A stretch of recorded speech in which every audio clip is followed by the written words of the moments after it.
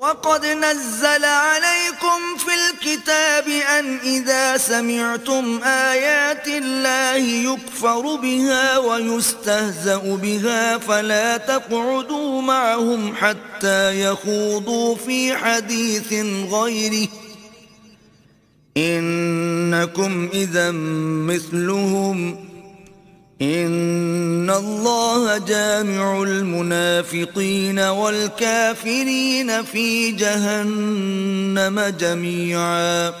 اور اللہ نے تم مومنوں پر اپنی کتاب میں یہ حکم نازل فرمایا ہے کہ جب تم کہیں سنو کہ اللہ کی آیتوں سے انکار ہو رہا ہے اور ان کی ہنسی اڑائی جاتی ہے تو جب تک وہ لوگ اور باتیں نہ کرنے لگیں ان کے پاس مت بیٹھو، ورنہ تم بھی انہی جیسے ہو جاؤ گے۔